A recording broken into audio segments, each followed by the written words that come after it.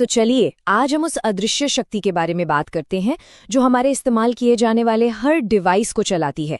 जी हाँ, हम बात कर रहे हैं ऑपरेटिंग सिस्टम की। कभी ये सोचा है कि जब हम माउस से कहीं क्लिक करते हैं या कीबोर्ड पर कुछ टाइप करते हैं तो हमारा कंप्यूटर, एक ऐसी मशीन जो सिर्फ 0 और 1 की भाषा समझती है, उसे कैसे पता चलता है कि करना क्या है? देखिए, इसका जवाब छिपा है ऑपरेटिंग सिस्टम यानी ओएस में। इसको ऐसे समझिए कि ये हमारे और कंप्यूटर के हार्डवेयर के बीच एक पुल है, एक तरह का ट्रांसलेटर जो हमारे क्लिक्स और की स्ट्रोक्स को मशीन की भाषा में बदलता है और फिर जो भी नतीजा आता है उसे वापस हमारी भाषा में समझाता है। तो सवाल ये है कि ये जो कमाल का पुल है, ये असल में है क्या? चलिए इस ऑपरेटिंग सिस्टम के ब्लूप्रिंट को थोड़ा और करीब से देखते हैं और समझते हैं कि ये काम कैसे करता है। इसे ऐसे सोचिए, ऑपरेटिंग सिस्टम ही मास्टर प्रोग्राम है, असली बॉस। ये वो मैनेजर है जो कंप्यूटर के अंदर की हर चीज को संभालता है, प्रोसेसर हो, मेमोरी हो, स्टोरेज हो, हर एक चीज को। सच तो यह है कि इसके बिना हमारा इतना पावरफुल कंप्यूटर भी बस मेटल का एक बेजान टुकड़ा है। जरा इस फ्लो को देखिए। हमने किसी एप्लीकेशन को कोई कमांड दिया, ओएस तुरंत उसे पकड़ता है, हार्डवेयर के लिए उसका अनुवाद करता है और फिर नतीजा वापस भेज देता है, और ये सब पलक झपकते ही हो जाता है। और यहीं से पता चलता है कि ओएस असल में कितना जरूरी है। ये वो कोर है, वो बुनियाद जो सीधे हार्डवेयर के ऊपर होती है। हम जो भी दूसरा ऐप इस्तेमाल करते हैं, चाहे वो गेम्स हों या वर्ड प्रोसेसर, सब कुछ इसी नींव के ऊपर बनाया जाता है। लेकिन जैसे सारे पुल एक जैसे नहीं होते, वैसे ही सारे ऑपरेटिंग सिस्टम भी एक जैसे नहीं होते। अलग अलग डिवाइस और कामों के लिए अलग अलग तरह के ओएस डिजाइन किए गए हैं। तो चलिए इन अलग अलग पुलों के बारे में जानते हैं। ऑपरेटिंग सिस्टम्स को हम मोटे तौर पर 3 तरीकों से बांट सकते हैं। पहला कि एक साथ कितने लोग इसे इस्तेमाल कर सकते हैं, दूसरा कि हम इसके साथ इंटरैक्ट कैसे करते हैं, और तीसरा कि इसका जो बेसिक कोड है उसे कैसे बनाया और शेयर किया जाता है। जब हम इंटरफेस की बात करते हैं तो 2 मेन टाइप होते हैं। एक है ग्राफिकल यूजर इंटरफेस यानी GUI, जिसमें हम आइकन और मेन्यू पर क्लिक करते हैं, जैसे कि विंडोज या मैकओएस में। और दूसरा है कैरेक्टर यूजर इंटरफेस या CUI, जिसमें कमांड्स टाइप किए जाते हैं, जैसा कि पुराने MS-DOS में होता था। और फिर आता है डेवलपमेंट मॉडल। लिनक्स जैसे जो ओपन सोर्स सिस्टम है, उनका कोड सबके लिए खुला होता है, कोई भी उसे देख सकता है और बदल सकता है। ये एक तरह से कम्युनिटी चलाती है। वहीं विंडोज या iOS जैसे जो क्लोज्ड सोर्स सिस्टम है, उनका कोड प्राइवेट होता है, जिसे बनाने वाली कंपनी ही कंट्रोल करती है।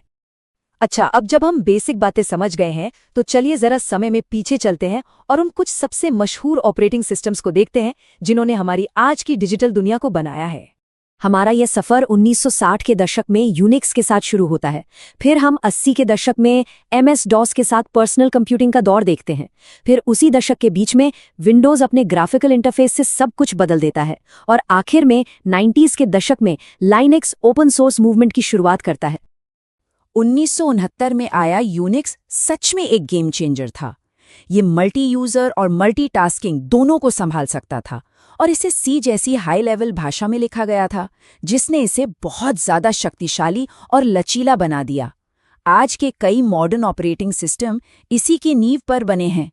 फिर आया 1981 और MS-DOS। हाँ, ये एक simple single user command line system था, लेकिन इसने पर्सनल कंप्यूटिंग को लाखों घरों तक पहुंचाकर पूरी दुनिया को बदल दिया। और फिर 1985 में माइक्रोसॉफ्ट ने विंडोज लॉन्च किया, अपने ग्राफिकल यूजर इंटरफेस यानी आइकॉन, मेन्यू और एक माउस के साथ। इसने कंप्यूटर को एक डरावनी मशीन से एक दोस्ताना मशीन बना दिया। इसने हमेशा के लिए बदल दिया कि हम टेक्नोलॉजी से कैसे जुड़ते हैं। 1991 में लाइनस टॉरवाल्ड्स ने लिनक्स बनाया, जो ओपन सोर्स मूवमेंट का एक प्रतीक बन गया। इसकी असली ताकत जानते हैं क्या है? इसकी ग्लोबल कम्युनिटी, जो इसे लगातार बेहतर और सुरक्षित बनाने के लिए मिलकर काम करती है। चलिए अब डेस्कटॉप से आगे बढ़ते हैं और उन ऑपरेटिंग सिस्टम्स पर ध्यान देते हैं जिन्हें हम हर दिन अपनी जेब में लेकर घूमते हैं। आज मोबाइल की दुनिया पर 2 बड़े नामों का राज है। एक है गूगल का एंड्रॉइड, जो दुनिया के ज्यादातर स्मार्टफोन्स को पावर देता है, और दूसरा है एप्पल का iOS, जो खास तौर पर आईफोन और आईपैड के लिए बना है। इन शक्तिशाली OS ने सच में कंप्यूटिंग को हमारी उंगलियों पर ला दिया है। तो इस पूरी यात्रा से हम क्या सीख सकते हैं? आइए इस विश्लेषण के जो मुख्य बिंदु हैं उन्हें एक बार फिर से समझते हैं। सबसे बड़ी बात यह है, टेक्नोलॉजी कितनी भी बदल जाए, लेकिन ऑपरेटिंग सिस्टम का जो असली काम है वो वही रहता है, इंसान और मशीन के बीच की दूरी को खत्म करना। ये एक अदृश्य कंडक्टर की तरह है जो पर्दे के पीछे से हर चीज को चलाता है। तो 3 मुख्य बातें हैं जो हमें याद रखनी है। पहली, ओएस एक अदृश्य लेकिन सबसे जरूरी ऑपरेटर है। दूसरी, ये लगातार विकसित हो रहा है, कमांड लाइन से टच स्क्रीन तक और अब उससे भी आगे। और आखिर में इसकी विविधता, ओपन सोर्स की आज़ादी से लेकर क्लोज्ड सोर्स की सिक्योरिटी तक, हर जरूरत के लिए एक ओएस मौजूद है। और जाते जाते एक सवाल छोड़कर जा रहा हूं, जैसे जैसे आर्टिफिशियल इंटेलिजेंस और क्वांटम कंप्यूटिंग जैसी टेक्नोलॉजीज आगे बढ़ रही हैं, हमें इंसानों और मशीनों के बीच किस तरह के नए पुल बनाने की जरूरत पड़ेगी? इस पर सोचिएगा जरूर। हमारे साथ जुड़ने के लिए